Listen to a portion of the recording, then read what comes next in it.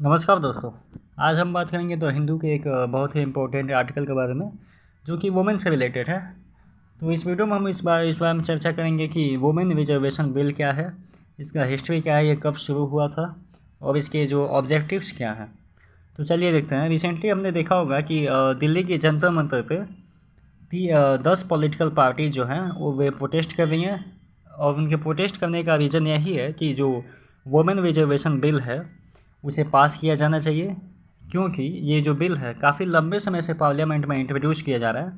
राज्यसभा में तो ये पास हो जाता है, लेकिन लोकसभा में इसे हर बार अननेसेसरी समझ के रिजेक्ट कर दिया जाता है।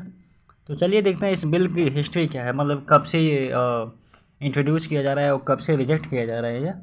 तो ये जो बिल है वो काफ़ी लंबे समय से राज्यसभा में इंट्रोड्यूस किया जा रहा है। जैसे कि आप देख सकते हैं इंडियन नेशनल मूवमेंट के दौरान यानी 1931 से ही इस बिल को काफ़ी इम्पोर्टेंस दिया जाता था, लेकिन अभी तक ये जो बिल है अभी तक पास नहीं हो पाया है। इस बिल का जो पर्पज़ है वो यही है कि जो वुमेंस का जो पार्टिसिपेशन है पार्लियामेंट में उसको इंक्रीज किया जाना चाहिए। ये बिल जो है काफ़ी लंबे समय से कॉन्स्टिट्यूएंट असेंबली में डिबेट बना हुआ है, लेकिन हर बार इसको अननेसेसरी समझ के रिजेक्ट कर दिया जाता है। अगर बात की जाए वुमेंस का लोकल बॉडीज़ में पार्टिसिपेशन कितना है, तो 1998 की एक नेशनल पर्सपेक्टिव प्लान के डेटा के अनुसार या उनके कह सकते हैं इंस्ट्रक्शन के अनुसार वुमेंस का जो पार्टिसिपेशन है वो पंचायत में या पार्लियामेंट में इंक्रीज किया गया था। और ये जो रिकमेंडेशन है वो 73rd और 74th कॉन्स्टिट्यूशनल अमेंडमेंट है उसके द्वारा इसको मैंडेट किया गया था। और स्टेट गवर्नमेंट को ये निर्देश दिया गया था कि वुमेंस का पार्टिसिपेशन जो है पंचायती राज में 1/3 होना चाहिए, और जो शेड्यूल कास्ट या शेड्यूल ट्राइब्स की जो वुमेंस हैं उनके लिए भी 1/3 सीट अलग से रिजर्व होनी चाहिए। तो अगर बात की और अधिकतम स्टेट्स यानी जैसे कि महाराष्ट्र, आंध्र प्रदेश, बिहार, छत्तीसगढ़, झारखंड, केरला और ऐसे कई स्टेट्स हैं जिन्होंने इसको इम्प्लीमेंट भी किया था। लगभग 50% रिजर्वेशन है वो वुमेंस को दिया गया था लोकल बॉडीज़ में। अब अगर बात की जाए कि एक्चुअली में वो वुमेन रिजर्वेशन बिल है क्या, तो इस बिल का जो पर्पज़ है वो ये है कि वुमेंस के लिए जो सीट्स हैं, चाहे वो लेजिस्लेटिव असेंबली हो या स्टेट का कोई स्टेट्स में, उसमें वुमेंस के लिए 33% सीट्स रिजर्व होने चाहिए। और इस बिल को 81st कॉन्स्टिट्यूशनल अमेंडमेंट जो था उसके द्वारा इंट्रोड्यूस कराया गया था फर्स्ट टाइम 1996 में। और चूँकि ये बिल उस समय पास नहीं हो पाता है क्योंकि उस समय ये मेजॉरिटी वोट्स नहीं पा पाता है, फिर से इस बिल को री इंट्रोड्यूस किया जाता है 1998 में, फिर 1999 में भी इंट्रोड्यूस किया जाता है, 2002 में भी, 2003 में भी। लेकिन ये बिल हर बार रिजेक्ट कर दिया जाता है। एक ही रीज़न होता है कि इसको मेजॉरिटी वोट्स नहीं मिलते हैं असेंबलीज़ में।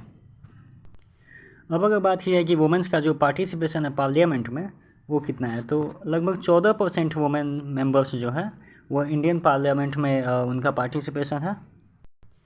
और अगर इसको कुछ नेबर कंट्रीज जैसे नेपाल, पाकिस्तान, श्रीलंका, बांग्लादेश से कंपेयर किया जाए तो ये जो पार्टिसिपेशन है वुमेंस का इंडिया में वो काफ़ी कम है पार्लियामेंट में। तो अगर बात की जाए इसके इश्यूज़ की, तो कई बार ऐसा नहीं है कि वुमेंस को कहीं पार्टिसिपेशन नहीं दिया जाता है या उनका जो हक है उनको नहीं दिया जाता है, ऐसा नहीं है।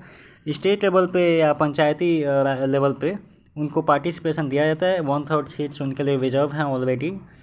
और ऐसा देखा गया है कि कई बार ऐसा होता है कि वुमेंस का जो वर्क है वो मेन के कंपेरिजन में काफ़ी अच्छा होता है। यानी कि जैसे मान लीजिए वो पब्लिक गुड के लिए काम करती हैं, करप्शन को रिड्यूस करने का काम करती हैं। ऐसा नहीं है मेन नहीं करते हैं, मेन भी करते हैं, लेकिन मेंस में करप्शन ज़्यादा देखा जाता है as compared to the women.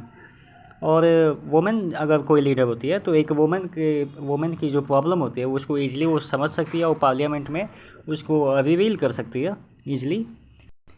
So in essence हम कह सकते हैं कि वुमेंस का जो पार्टिसिपेशन है स्टेट लेवल पे या पंचायत लेवल पे वो उस लेवल पे तो ठीक है, लेकिन पार्लियामेंट यानी सेंट्रल लेवल पे अगर बात की जाए तो वुमेंस का पार्टिसिपेशन और इंक्रीज करने के लिए ये जो प्रोटेस्ट है वो किया जा रहा है।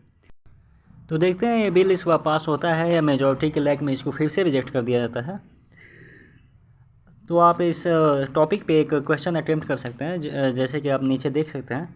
क्वेश्चन है कि what is the women's reservation bill, explain the need and reservation for women in politics, 250 words में इसको लिखना है। आप इसको अटेम्प्ट कर सकते हैं और मेरे टेलीग्राम चैनल पर सबमिट कर सकते हैं। ऐसा अगर आप सब करते हैं तो आपको एक काम करना है कि सबका आंसर रिव्यू करना है, जिससे कि आपको अपने नोट्स में हेल्प मिलेगी। So thank you for watching my video informative लगा हो तो please like and subscribe. Thank you.